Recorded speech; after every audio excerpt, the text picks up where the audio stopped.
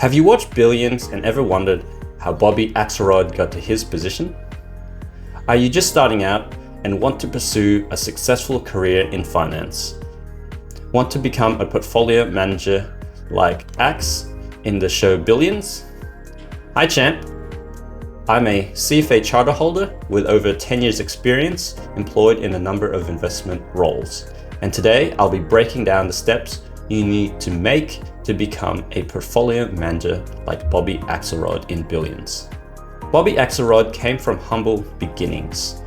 From the early days where he was shoveling snow and caddying, he became a self-made billionaire in his own right as a portfolio manager at his firm Ax Capital. He became an Hofstra University graduate where he was determined to create a better future for himself. And he went to Hofstra. And despite not attending a prestigious school, his sharp mind and investment acumen propelled him to extraordinary success in the financial world with his determination and grit. So how realistic is it to achieve this? Well, even though Axelrod is from a fictional show, his progression in finance is very realistic and is likely based on real-life hedge fund managers.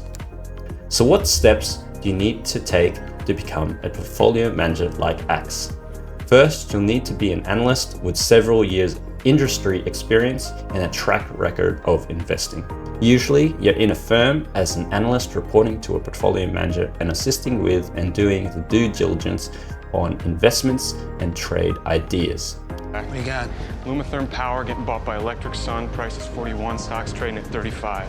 You need to prove you're a successful analyst and can provide consistent returns over time. So how do you become an analyst? You need a bachelor's degree in finance, economics, or accounting, or a related field, and advanced degrees such as the MBA or master's in finance can be advantageous. Yale? Stanford, then Wharton. Okay, Stanford, Wharton. The CFA designation or Chartered Financial Analyst designation is highly valued in the industry and can give you a leg up. Having a sector-specific degree such as pharmacy or engineering or geology as examples may also work if you also have a financial understanding of the specific sectors. This could get you in as a sector specialist. You need to be strongly analytical and have quantitative skills to evaluate financial data. You need to have excellent research abilities to study market trends and investment opportunities. You'll need a strong proficiency in financial modeling and tools like Excel, Bloomberg, and other similar platforms, and effective communication skills to present findings and make recommendations. I'd love to size up. Maybe you buy 2 million shares from the main fund. Sounds about right.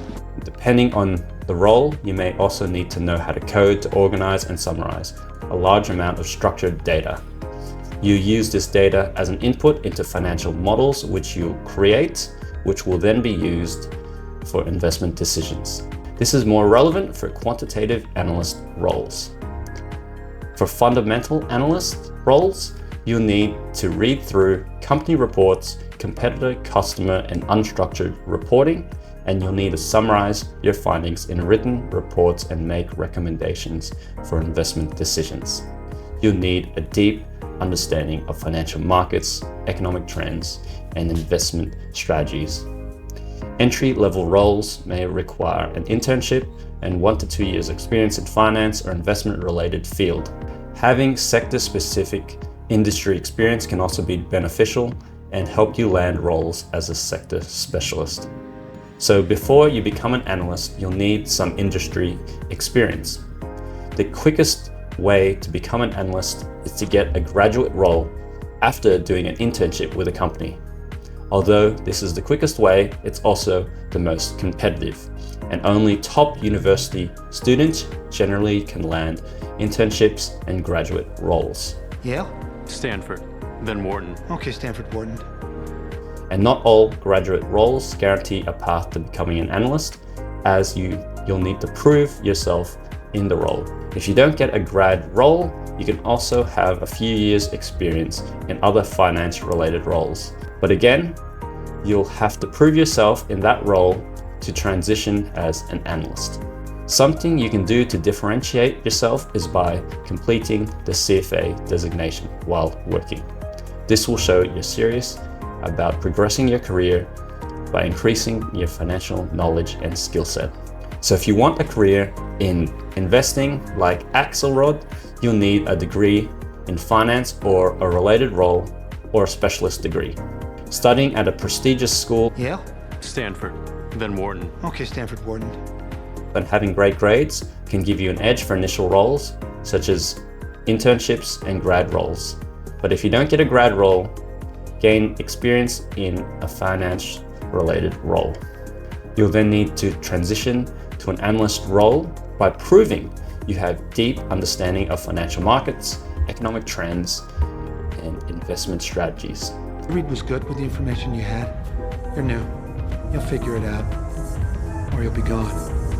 Postgraduate degrees such as Masters of Finance, an MBA, or the CFA designation will help.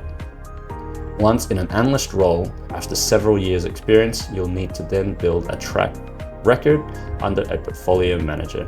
Once you've built your track record and it shows successful performance over time, you'll then become a portfolio manager. How simple it is. I've outperformed the S&P by 38.7% over the past 15 years. You'll be deeply involved in building and managing investment strategies, doing market analysis, and making decisions on asset allocation. It's all about balancing risks and returns to achieve the best outcome for your clients or firm, and you get to deep dive into various sectors, asset classes, and financial instruments. And it's a field where your decisions directly influence investment performance. Being a portfolio manager has some pretty solid benefits. You'll get to make crucial investment decisions, which is exciting if you're into markets and financial strategies. There's also potential for a lucrative salary, especially with strong performance.